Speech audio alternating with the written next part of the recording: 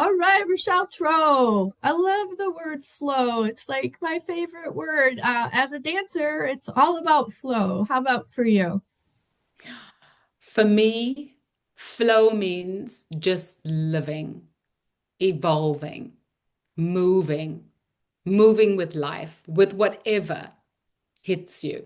Yeah, Good, bad, ugly, indifferent, there you go. weather storms, tornadoes, anything's welcome. So for me, Right? it's like, how do you just flow and not try to resist it? Because really, if I go up to space and I look down on the earth and I look at myself, I realize I'm just this little dot. I'm a grain of sand on the seaside. Why on earth would I think I can control anything? So for me, flow is flow with life. Yeah, you're describing non-duality. There are no good memories or no bad memories. Simply memories. Not good. Things are not good. They're not bad. They just are. And that's definitely how we can stay in flow. And flow with paradoxes. Ooh, that sounds juicy. What's up with that? Well, life is a paradox. Everything in life is a paradox. I mean, whether we like it or not, I have a vision. I have this aspiration of my change canvas. That's a brilliant vision. But in the reality of it, who am I? Nobody knows me. I'm this person who came out of corporate. Why would you trust me, believe me, or even want me to shape your journey? So, my aspiration for the change canvas, on the one hand, is a great aspiration. I believe in it, but I still got to get others to follow and to believe in it to become a client. So, the Right. paradox for me is I can't just switch one part of my life off. This old life where I spent 25 plus years in HR and divorce myself from it. The paradox is I have got to earn a living. So, how do I honor my vision of the future as well as honor the fact that I've got to live? I've got two kids who are 16 who are in a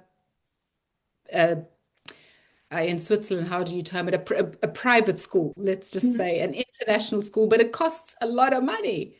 It's a big I can't just investment. give it all up. It's a big investment.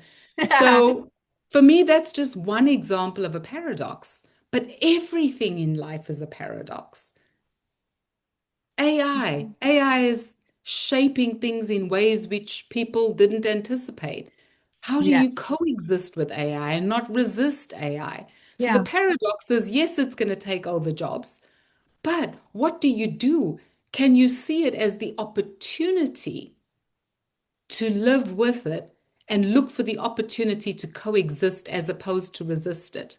So Yeah. for me, those are the paradoxes. Just about everything in life comes as a paradox. Right. I love that. Like, yes, and it's going to do this. And da da da da, right? There's more. And Everything teaches us. Oh man. Again, back to the world of non duality. There's always a lesson. And it all uh, comes back to us and who we really are. And when we're not in touch with us and who we really are, that makes things really difficult. So everything teaches us. What comes up for you when you hear about that? well, so much. I mean, I'm pausing. I'm like, where do I start? Because there's Exactly. just so much in life that has taught me and some painful lessons. Hence the pause, because actually what I've learned is that it's sometimes, or I would say in my life, it's been mainly the painful things that have been my greatest teachers. Yep. Mm, I've learned so much from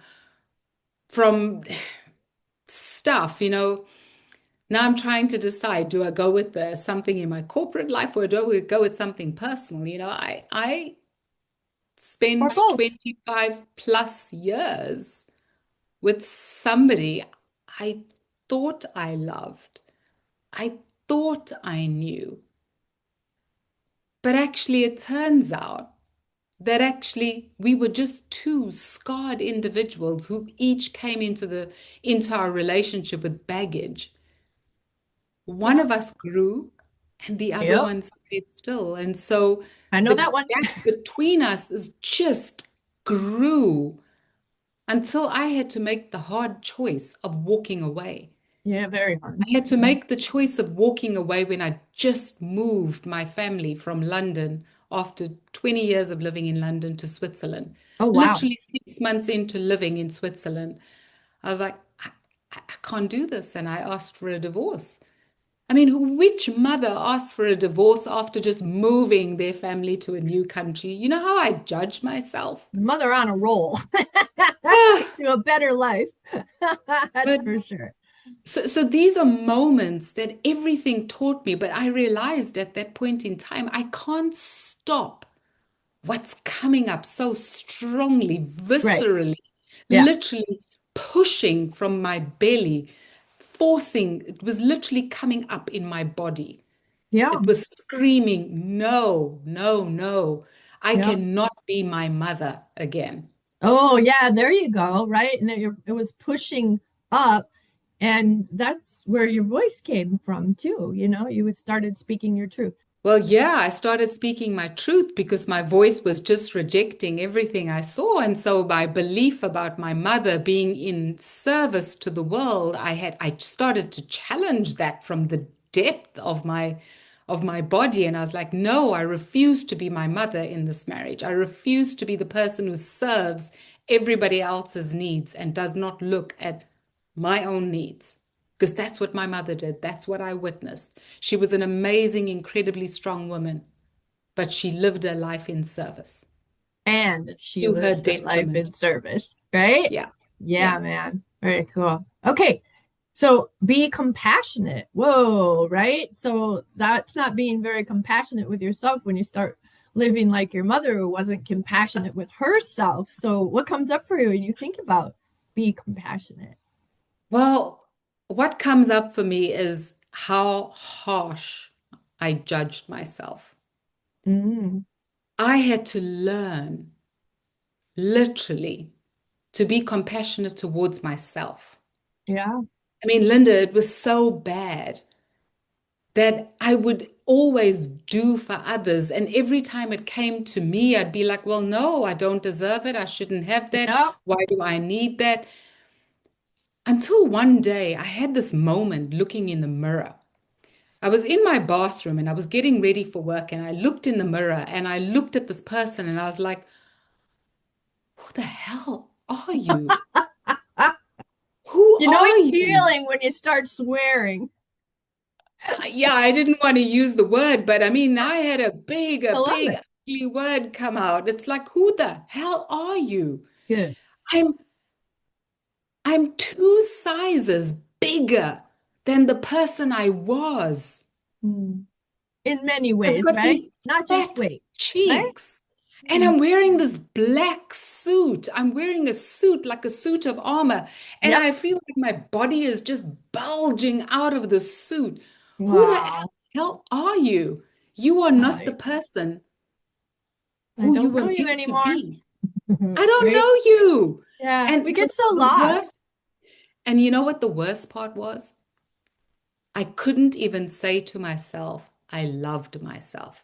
Well, I know that one I too. looked, I'd try for weeks looking at myself in the mirror and saying, I love you. And I was like, no, I hate you. I hate everything about you. I don't love you. Nice. You can just go rah, rah, rah, rah, rah, and get rid of the old you with that. I love that. And then I got to a point of, well, there's only one person who can change that, and that is me.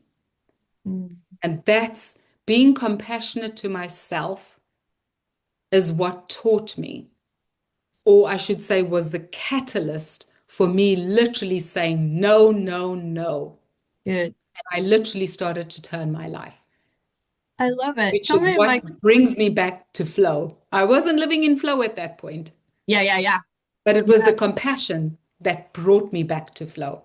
Yeah. So many of my clients have gone through that exercise of telling themselves how much they hate themselves, then the I love you and I forgive you so I can love me and forgive me. And that has been the crux of a lot of things. And then yeah, it's just deal with it. So I love how you just organically dealt with that and I've seen that pattern work really, really well before.